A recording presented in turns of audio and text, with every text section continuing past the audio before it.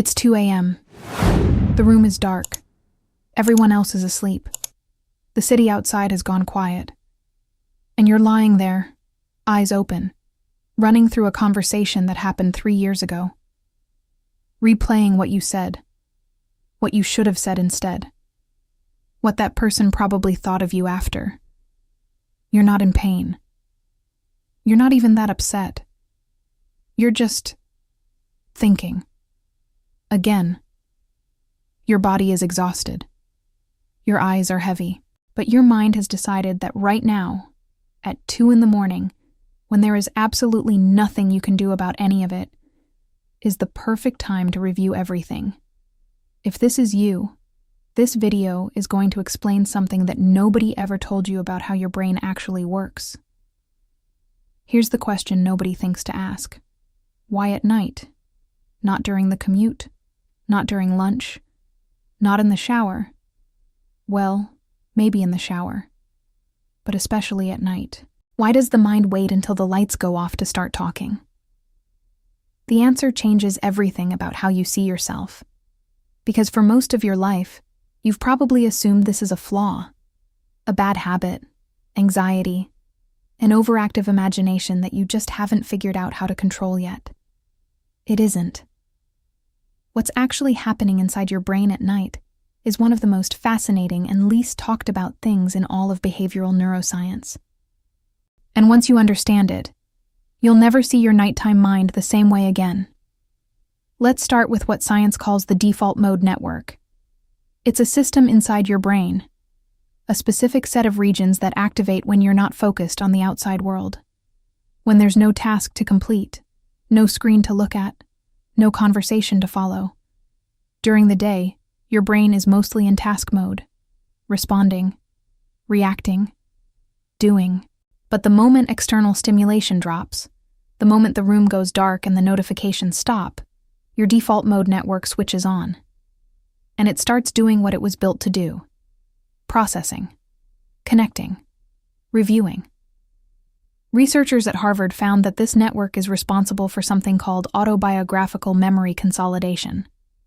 In plain language, your brain uses quiet moments to sort through your experiences, to figure out what they meant, to file them somewhere that makes sense. The problem is that this process doesn't have a volume switch. For most people, it runs quietly in the background, a soft hum they barely notice. But for people who think deeply, people with high sensitivity, high openness to experience, or nervous systems that are simply more tuned in, the default mode network doesn't hum. It narrates, it questions, it replays, it runs full scenes with director's commentary. That's not a malfunction. That's an amplified version of something every human brain does. Yours just does it louder. There's a second layer to this, and it has to do with something called cortisol. During the day, your cortisol levels, your body's primary stress hormone, follow a natural curve. High in the morning to wake you up, gradually dropping through the afternoon, reaching their lowest point at night. But here's what most people don't know. For people who carry unprocessed emotional material, things that happened that were never fully felt, conversations that were never resolved, feelings that were quietly set aside because there was no time to deal with them, cortisol doesn't drop cleanly at night. It spikes, not dramatically, not in a way that feels like panic, just enough to keep the system alert, just enough to keep the thoughts moving. Your body isn't trying to torture you. It's trying to finish something. Carl Jung called this the psyche's need for integration. The idea that the mind will keep returning to unresolved material, not out of weakness, but out of a deep biological drive toward wholeness, toward making sense of things. The thoughts that visit you at 2 a.m. are not random. They are the ones your waking life didn't have room for. But here's what I want you to sit with for a moment, because everything above can be true. The default mode network, the cortisol, the processing drive, and there can still be something worth looking at underneath all of it. Sometimes the nighttime mind isn't finishing old thoughts. It's avoiding new ones. There's a difference between a brain that processes deeply and a brain that uses thinking as a way to stay safe, to stay in control, to never fully arrive at the present moment, because the present moment asks too much. Psychologists call this rumination, and it looks exactly like deep thinking from the outside. It feels like deep thinking from the inside. But where genuine processing moves, it goes somewhere, it resolves, it releases.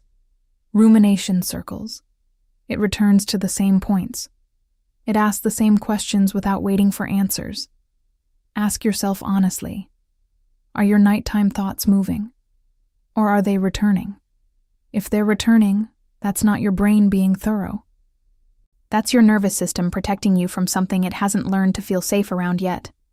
And that distinction matters. Because the solution to deep processing is rest. Your brain just needs space and time. But the solution to rumination isn't more thinking. It's learning to tolerate the discomfort that the thinking was designed to avoid. So the next time you find yourself awake at 2 a.m., thoughts moving through you like water that won't settle, I want you to remember this. Your mind is not broken. It is not betraying you. It is not a problem to be fixed with the right app, or the right breathing technique, or the right bedtime routine.